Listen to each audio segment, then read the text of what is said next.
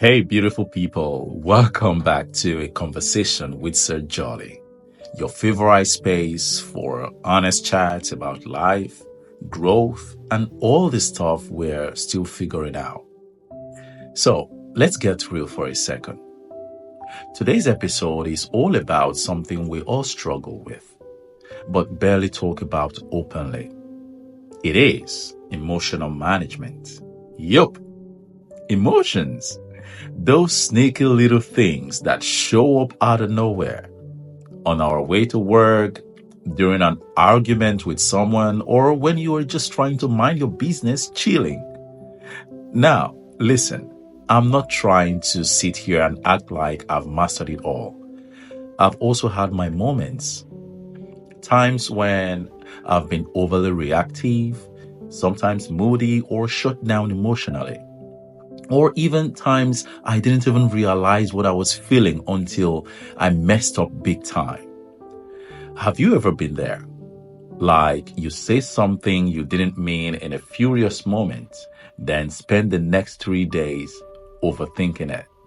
Or you just bottle it up until it all explodes on someone who didn't even deserve it. Yeah, I've been there too. But the truth is, emotions aren't the problem. They are just messengers. It's how we respond to them that really matters.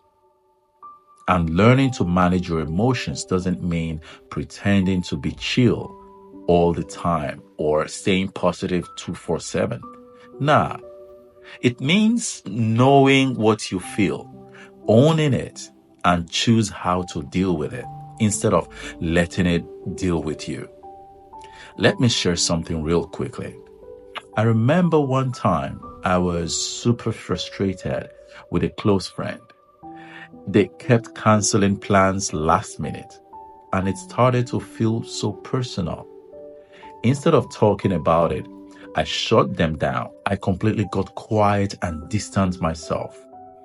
But inside, I was so mad, hurt even. Later, I realized I wasn't just angry. I felt unimportant, ignored. Once I named that emotion, everything shifted. I was able to have an honest conversation instead of being petty or cold.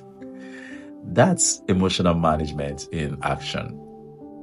It's not about being emotionless. It's about being emotionally aware. Here is a little cheat code I've picked over the time. When you feel something strong, just take a pause. Ask yourself, what am I really feeling right now? Then ask why. And then, what's the best way to handle this without hurting myself or someone else? Simple questions, right? But trust me, there are powerful answers to this. Some people journal, some take a walk, some pray or even meditate. Others talk it out with a friend. The key is to do something that helps you process, not suppress.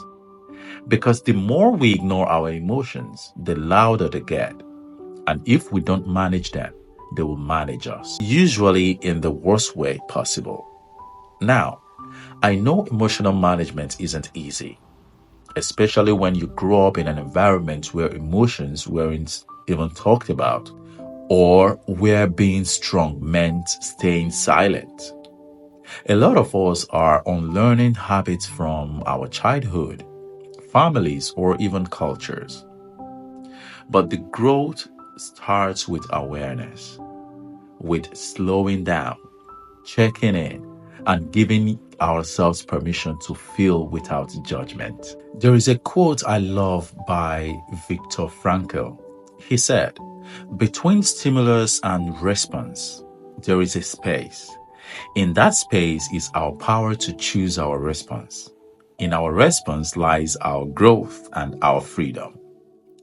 That little space, that is where emotional management lives.